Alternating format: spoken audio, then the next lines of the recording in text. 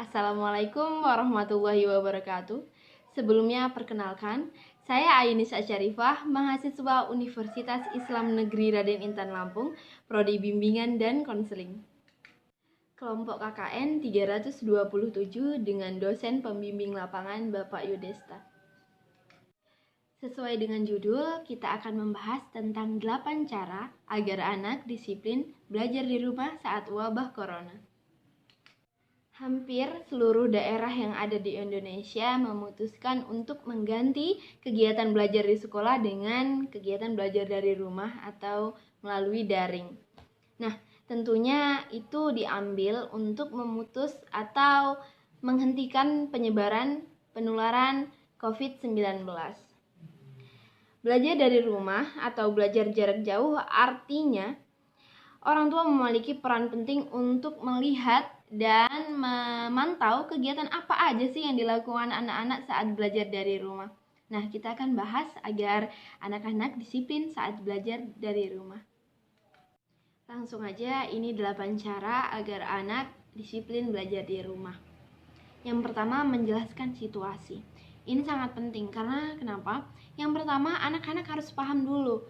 Kenapa sih keadaan ini? Ada apa sih dengan situasi saat ini? Kita harus menjelaskan kenapa harus belajar dari rumah, apa sih social distancing, dan banyak hal yang harus kita berikan ke anak untuk dia memahami keadaan dan situasi kita saat ini. Kita juga harus menjelaskan dengan belajar dari rumah adalah salah satu bentuk untuk memutuskan penularan COVID-19 agar anak bisa memahami dan menerima untuk tetap disiplin belajar di rumah. Yang kedua adalah konsultasi dengan guru. Orang tua harus selalu aktif berkonsultasi dengan guru di sekolah mengenai materi pembelajaran, mengenai metode belajar, mengenai tugas-tugas anak. Jadi orang tua wajib komunikasi dan konsultasi dengan guru di sekolah agar memudahkan anak-anak untuk disiplin belajar di rumah. Yang ketiga adalah membuat jadwal teratur. Meskipun anak-anak belajar dari rumah, kita harus tetap membuatkan jadwal yang teratur. Jadwal yang fleksibel atau jadwal yang mudah saja, seperti teratur bangun pagi, mandi, sarapan, dan belajar, main. Kita harus buatkan jadwal dan anak-anak harus disiplin mengikuti jadwal itu. Sehingga meskipun belajar dari rumah, dia tetap memiliki jadwal dan bisa belajar disiplin.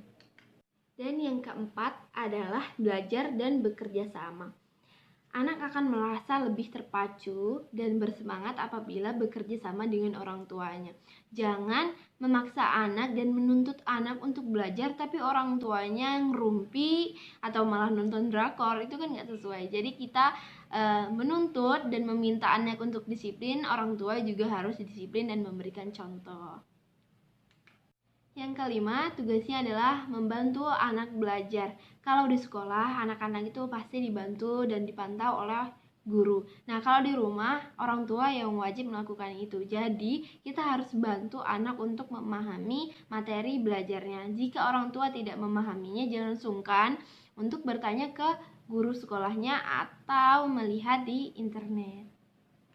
Yang keenam adalah memanfaatkan media pembelajaran daring atau online. Orang tua bisa memanfaatkan fasilitas yang diberikan oleh Kementerian Pendidikan dan Kebudayaan melalui media dan juga lembaga-lembaga yang sudah menyediakan pembelajaran secara gratis seperti Zenius dan Ruang Guru. Yang ketujuh adalah membuat suasana nyaman. Orang tua wajib membuat suasana nyaman untuk anak semangat belajar di rumah. Contohnya mengajak anak belajar di ruang keluarga atau pelantaran rumah untuk mendapatkan udara yang segar agar anak-anak semangat untuk belajar dan bermain di ruang yang terbuka.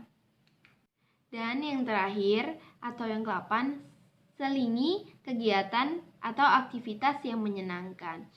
Agar tidak bosan, kita harus menyiapkan kegiatan-kegiatan atau aktivitas-aktivitas yang tidak membosankan. Contohnya memberikan hadiah atau reward untuk anak ketika dia sudah menyelesaikan tugasnya, sehingga dia akan terus bersemangat untuk mengerjakan dan belajar dari rumah. Terima kasih. Mungkin itu saja yang bisa saya bagikan. Saya akhiri, ihdinas siratal mustaqim, wallahul muwaffiq ila aqwamit thoriq. Wassalamualaikum warahmatullahi wabarakatuh. Sampai jumpa.